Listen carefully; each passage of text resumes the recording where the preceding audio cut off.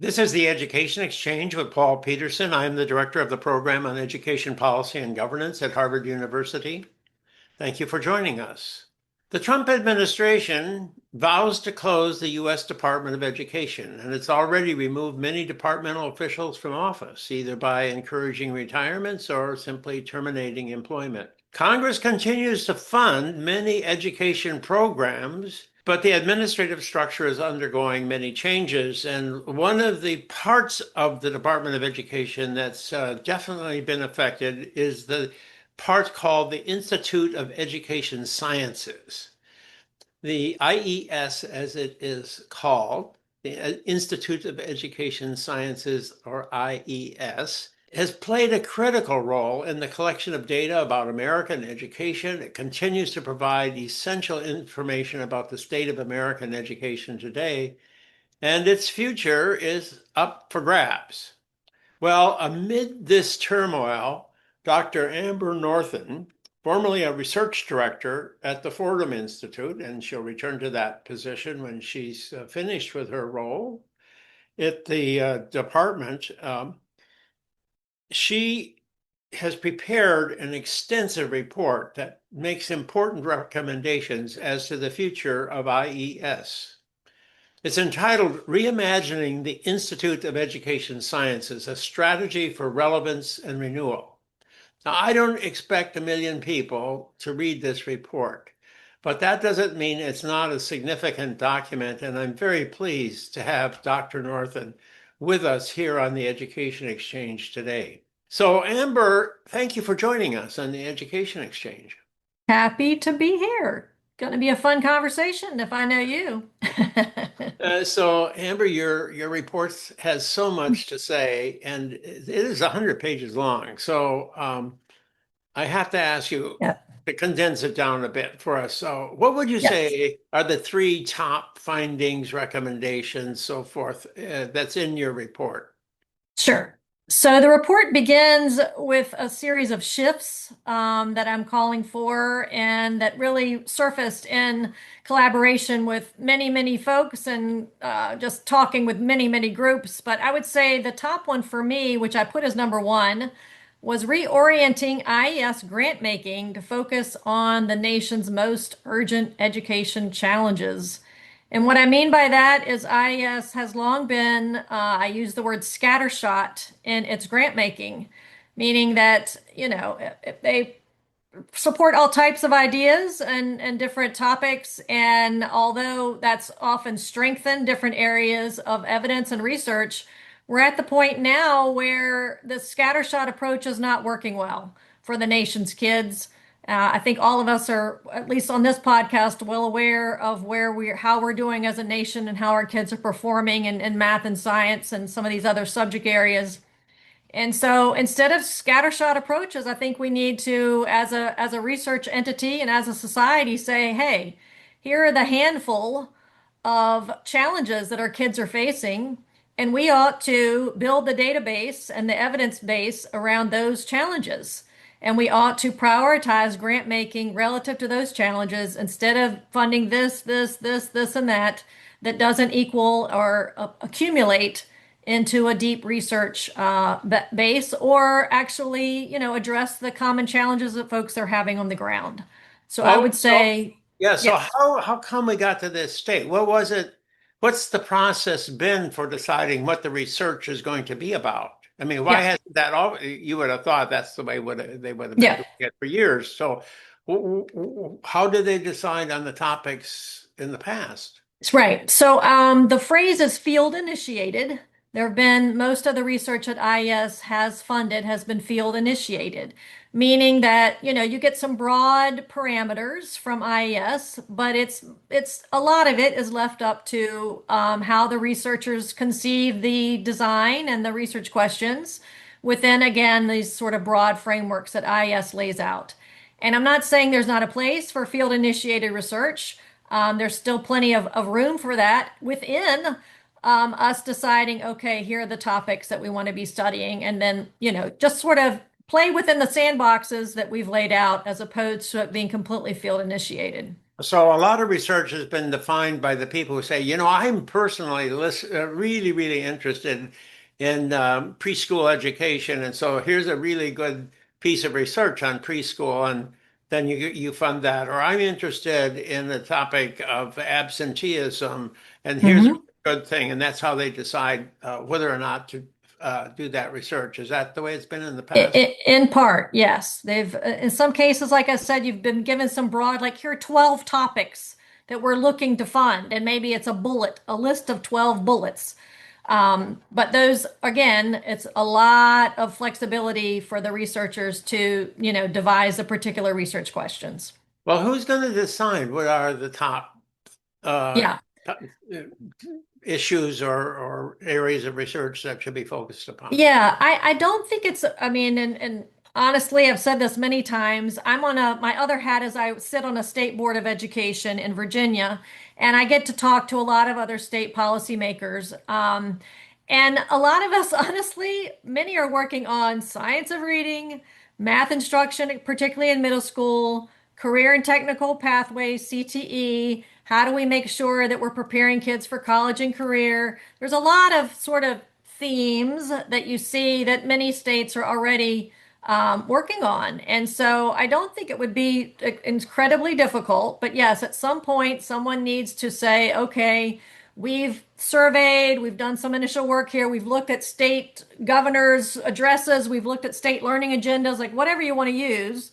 But here's the best sense we have on where there's commonality among what states are doing, and more importantly, how those topics align to students' greatest needs on the ground and teachers' needs on the ground relative to how we teach these subjects better and we begin to see outcomes improve.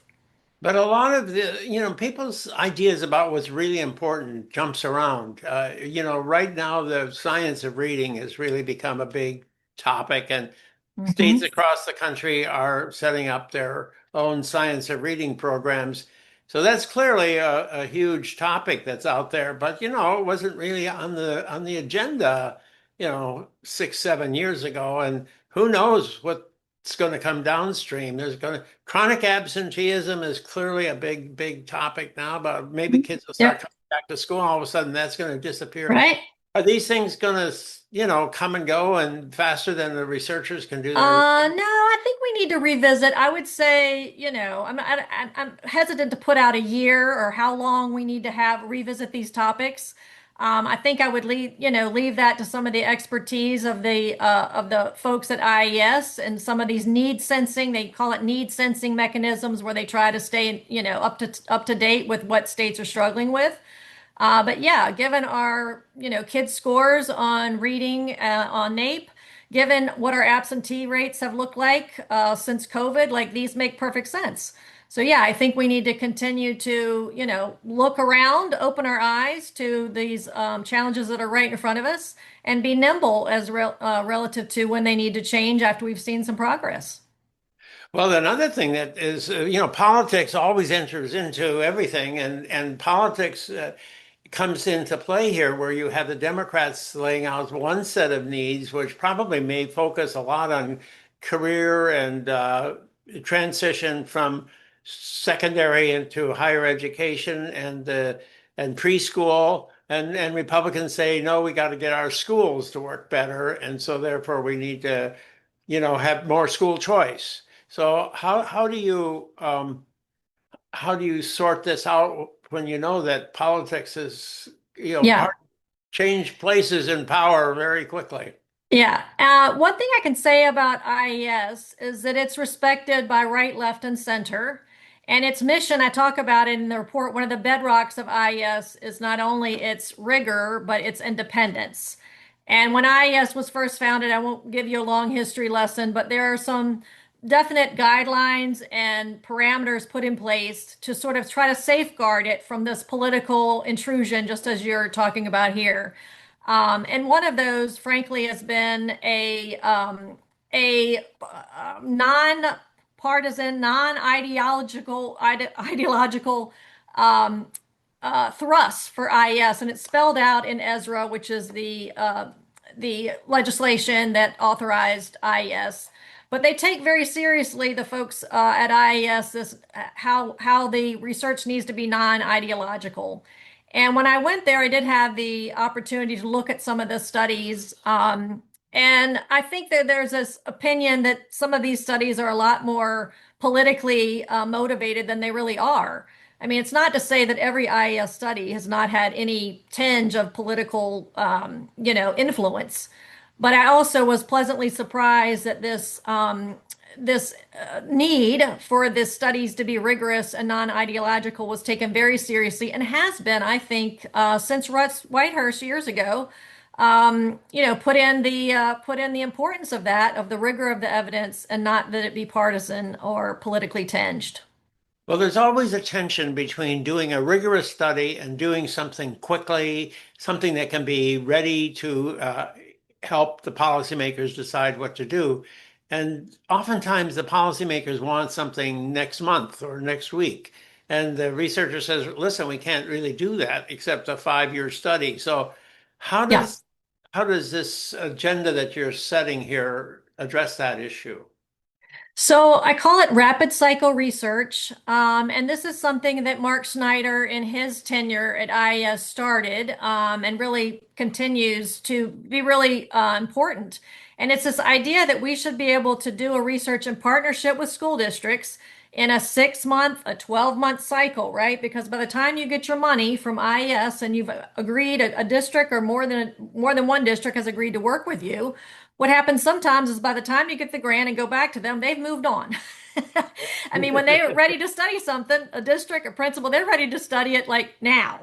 And so we actually must learn how to do rapid cycle research in a way that meets the needs of practitioners. And that means that we can't wait for 3 or 5 years, or even some case 7 years, some of these grants, to be able to answer these questions. And I really do. And we haven't talked about AI, but I've just come from AEFP, the research conference in Chicago, and there was much discussion about AI and how it can accelerate the process of research, what that would look like, as we have researchers that are using AI in obviously in privatized spaces to clean their data sets, to do the coding, to come up with a first draft of the output. So I do think that we're seeing already a way that AI and newer technologies can be used to speed up the research process itself. Well, no, the Trump administration has closed many parts of the Department of Education. And so you could argue that IES should just be reassigned to another agency, like some agency in the Labor Department or maybe the Bureau of the Census. They have expertise in a lot of things that the IES has been doing. So, did you consider that as an option? So my job, when I came in, I was asked to look at all the parts of IES, figure out what's working and what's not. I wasn't asked to look at staffing. I wasn't asked to look at, its future organization going forward. So I didn't do that. But I can tell you that those discussions are active right now.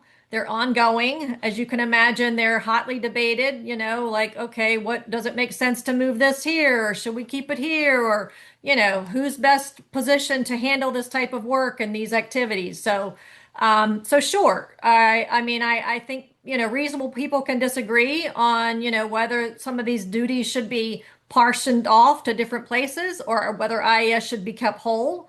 I happen to think that IES has brand recognition, for lack of a better way to put it, and that it's important for it to remain whole as an entity.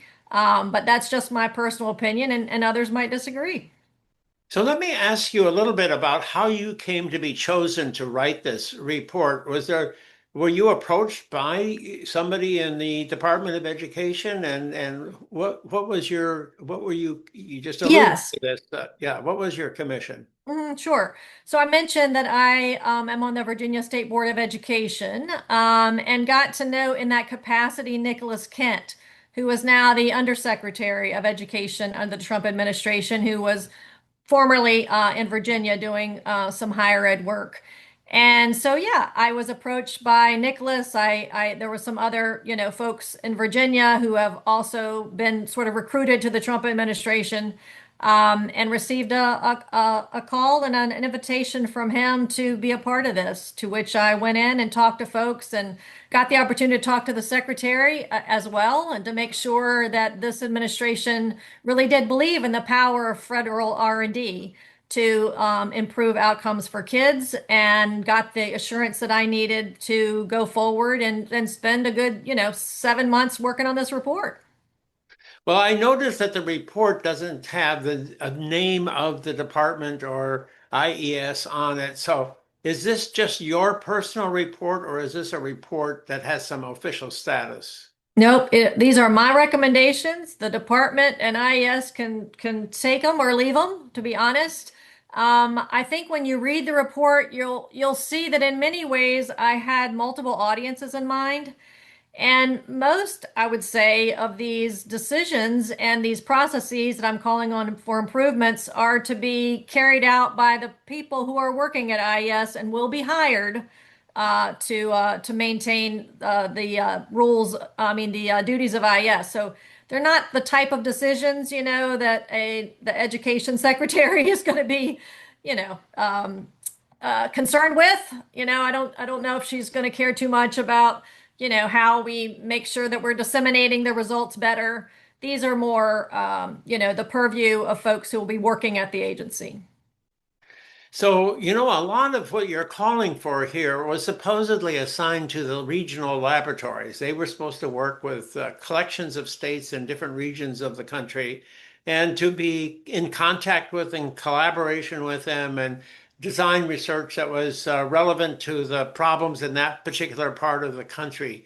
So, do the regional laboratories provide you with a good model for what you're recommending? So I would say some do and some don't.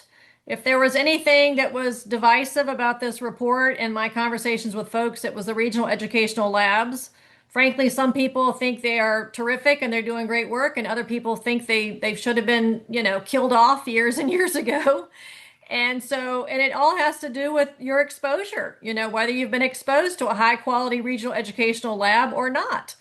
And a lot of people, and even state chiefs that have had experience with more than one regional educational lab, will tell you, like, the quality and the talent in these labs varies very much. And so the challenge becomes, okay, how do we make sure that these state needs are being met? Some states would just like to just get their apportionment of whatever that realm money they're going to get, just give it to them and let them pick their own learning partners and their own folks that they want to evaluate what they're doing. But unfortunately, that's not how Ezra's written. It says that RELs will go through a contract, which obviously implies that you have a contractor. And these big organizations that many of us are aware of are often the only ones with the capabilities to do the scope of work that's required in sort of these multi-state scopes of work. So are you recommending that we eliminate them and start over again with a new set of institutions that would sort of have the same function but would be reorganized? No, I mean, I decided to stay within the Ezra sandbox because, honestly, Ezra, tell me who Ezra is. Ezra is the Education Sciences Reform Act that established IES. And so that gave us some pretty strong rules around RELs and how they had to be operated. And I don't think that Congress is going to anytime be reauthorizing that legislation. So I chose to kind of do what we could within the confines of it. And within the confines of it, we can't blow it up, so to speak, but we can come up with a way to make these RELs, regional educational labs, more accountable to the people that they're supposed to be serving. And so I've laid out some ways to do that, one of which is to have a hub that sort of holds them accountable for making sure that they're doing research timely, to make sure that they're coordinating with other RELs, to make sure that they're actually doing what the folks on the ground want them to do, as opposed to these things that they would like to do themselves. So it's really just trying to figure out how to make them do their jobs better than they've been done in the past. So I think this is a really important point you're making here just now. You're not asking for any new legislation. You're That's asking right. for a reorganization that takes into account the fact that Congress has mandated certain things and you've got to build a new structure within this legislative framework. Yes, sir. That is absolutely correct. Well, now one of the things that's in that legislative framework is the National Center of Education Statistics, or Yes. NCES. So now I think this is a really important part of IES because they are collecting data from every school district and every state in the country, and they're telling us how many kids are attending schools and whether enrollments are going up or down and how much money is being spent and a ton of other stuff. Yep. So what do you recommend? I have my own concerns about the National Center for Education Statistics. So tell me what your concerns are and how your report addresses them. So my concern is that we don't have a coordinated NCS data strategy. Once again, we've got these different data collections, some of which are highly utilized, such as the Common Core of Data and the iPads, which is the data collection for the higher ed community. And there are bread and butter data collections. But in some cases, we are still repeating data points. So we're collecting some data in multiple places. In some cases, we're asking, 5 different people the same question, but we want it from 5 different viewpoints, but doesn't make a lot of sense in my opinion. And we've had other folks say, I mean, it's a very common sense recommendation that you really need to do a soup to nuts sort of diagnostic review of everything that we're collecting and sort of, I mean, this hasn't been done in, 20 some years. Let's figure out, okay, we don't need to be collecting this. There's actually a couple data points that people said again and again, we aren't collecting. For instance, students who are not involved, who are in workforce Pell programs. We don't have a lot of information about those students. So anyway, we need a much more cohesive, coordinated data strategy, number one. And number two, we really need to think about these longitudinal data collections. There's a handful, people really love them. I'm an Eccles person, and that's the early childhood one that collects a lot of valuable data on kindergartners. But in some cases, they're costing us, upwards of $68-75 million. And because you can imagine tracking the same students over time is very expensive.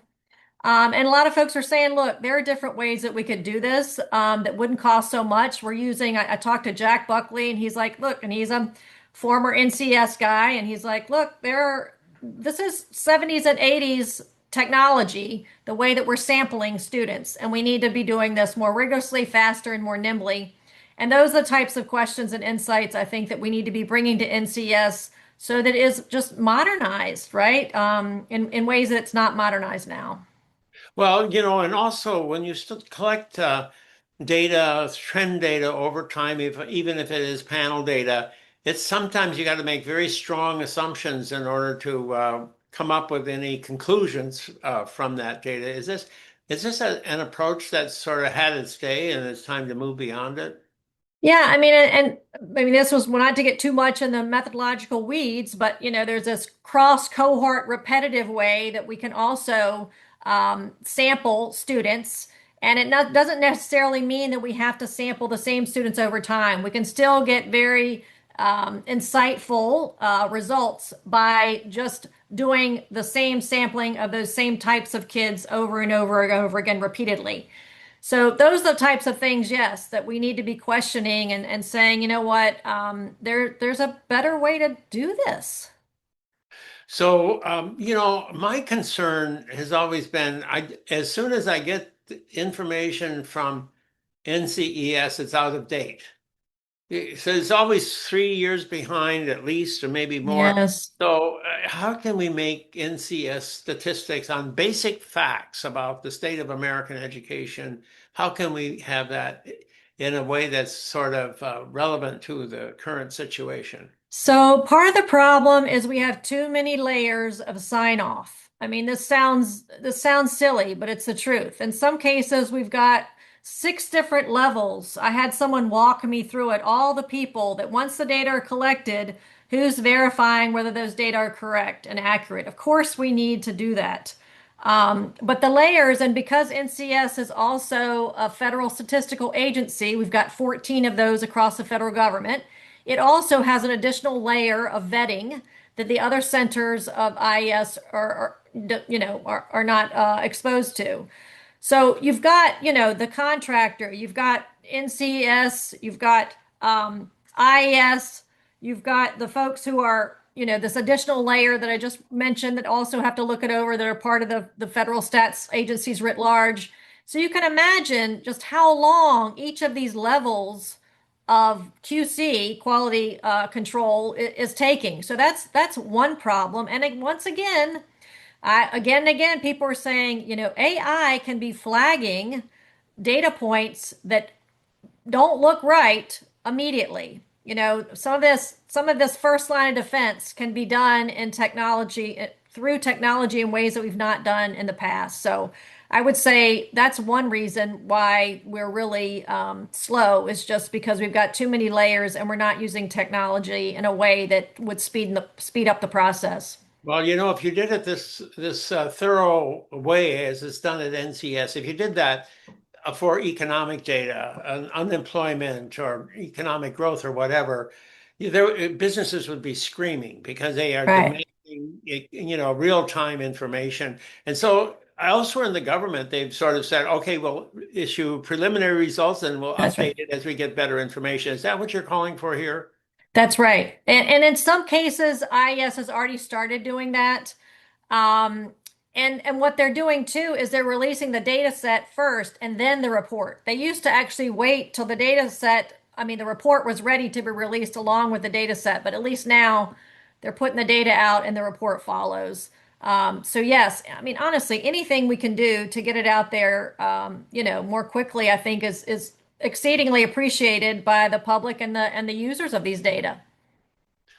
Now, the National Assessment of Educational Progress, the nation's report card, is often regarded as the most important thing that the IES does. It's got its own part, it's got its own governing board. It's sort of a separate entity. But do you have any recommendations for improving the National Assessment of Education Progress, NAEP? Sure. So everybody wants more state level results, right? When we get our reading and math results at the state level, in many cases, that prompts states to action. They want to see how they compare to their neighboring state. There's a little bit of, shaming of states that are at the bottom of the barrel. And I think the consensus is that we really do need to be presenting NAEP results at the state level more often than we are. So that's what we're working on at NCS or the civics results that are going to be undergoing soon. They're going to be administering the NAEP civics, and that's going to be state level. And I know that's a welcome approach because again, that's the main thing that I heard a lot is that NAEP is the crown jewel of the department. And the more that we can use it and maximize the power that it has to prompt state policymakers and folks on the ground to increase rigor and to make sure that we are doing the best we can by kids, that's one of the ways that NAEP is super useful. Well, NAEP focuses a lot on reading and math, but it's added in a lot of other subjects. Do you have any recommendations as to whether they've spread themselves too thin or they should concentrate more on just the basic subjects, or what's your recommendation in that? Yeah, I mean, mine was more civics, history, and science. I think that the sense in the field is exactly that, that we've got reading and math. We know we need reading and math. But Ezra doesn't say we shouldn't be testing other subjects. It says we have to do reading and math every 2 years, but it says, as funds allow, we should be doing these other subject areas. And I think there's a real call for that. And I think this, Leslie Muldoon, who is working at NAGB, is got a NAEP 2.0, I think, sort of panel and underway, and they're right now trying to figure out how they can do some of these things to make NAEP more impactful on the ground, and also to make sure that the results are presented in ways that folks can utilize them more easily. This NAEP Data Explorer is a dinosaur that needs to be revamped, and I know they're working on that as well. So there is another entity called the What Works Clearinghouse that gets quite a bit of publicity. It's little not as well known, but uh, they tend to say, okay, we are going to put a stamp of approval on everything that's really high quality research. And we're going to limit what we say is worthy of action by saying, okay, these are really good, but if you don't make these basic principles of scientific research, if you don't conform to them, we're not going to acknowledge that this is a contribution. Yet, the clearinghouse gets a lot of criticism. So, what do you see as the problems there, and what do you see as the solutions? So I think that the What Works Clearinghouse served a purpose when it was first unveiled. But we can't expect folks to go to the What Works Clearinghouse to find out the latest and greatest evidence in education. I mean, the real way folks consume evidence right now is they go to ChatGPT or they go to the Google search engine bar and they put in their query there. They don't go to the What Works Clearinghouse to find, what works in terms of how to teach, fractions in elementary school. So we need to be aware of the reality of today, and we need to make sure that all the data and evidence that are in the What Works Clearinghouse can actually be accessed through, I mean, these are called APIs, but they're basically ways that we can get these different databases to talk to one another so that someone could go into the What Works Clearinghouse and say, what's the evidence on, how to teach kids to read in third grade who aren't reading on grade level? And then that would spit out like a cogent answer, just as many of us are now used to with AI, that would then distill the best evidence for us using only that database. So I think part of it is just it needs to be made more accessible, but the other part of it is it really needs to drive towards meeting practitioner needs. Over and over again, when I ask folks what was the most useful part of What Works Clearinghouse, aside from defining high quality evidence, it was the practitioner guides. And those are the efforts made by the IES folks to turn this high level evidence into a guide for practitioners to use in the classroom. And that's what we need more of that sort of teacher facing work, and less of the researcher facing work. So that sort of is an interesting point here because maybe the purpose of IES should not be to sponsor research. Maybe the purpose of IES should be to communicate existing research effectively to those people who want to know what do we need to do to address the problems that we're facing. You've got a lot of foundations out there that are funding research. You've got a lot of universities that are generating their own research. You've got a lot of scholars out there who have their ideas. It's less expensive to do research now than in the past, in part for the reasons you've been discussing, technological innovation. So maybe we should forget about the federal government funding research and having the federal government's role communicating research. Yeah, I'm not a fan of that. Partly because and as a researcher, if I were to give my peer-reviewed journal over to somebody else who wasn't acquainted with my research or knew about, my statistical significance levels or the effect sizes, or you know what I mean, you really do want someone who's familiar with the research to be able to make sure that the translation of that research is accurate. So I mean, in the report, I say, if researchers, universities, these research outfits don't have the skill set to translate their research into lay-friendly terms, they need to get it. Now, whether that means they need to work with other organizations that are already in the business of translating research accurately for practitioners, that's great because there are a lot of those folks that are kind of boundary spanners between research and policy that know how to do this. If they need to hire their own comms people, that then they can, kind of instruct them about, how do you make sure that you don't botch research findings when you're trying to translate them to a lay audience. That's great too. But it needs to be done, and I'm not convinced that having people that are isolated from the research process itself try to translate those findings. I feel like there could be something that gets wrong in the process of that translation. Well, I asked you at the beginning about three things that are important, and you told me the most important one, and that would led into a whole long discussion. But I want to come back to that and say, did I miss something? Was what the other two Yeah. So we points. touched on the second one, which was a coordinated NCS strategy. So I'm going to consider that one covered. But the one thing we didn't talk about was multi-state partnerships. I feel like we have always had a problem in this country of scale. Something will work somewhere, in Massachusetts, right? Or Mississippi Miracle we've been talking about. But there's no one in their right mind that's going to then say, okay, let me try that same exact intervention where I am because I know it's going to work wonderfully. We know that different places have different policies, they have different resources, they have different contextual variables.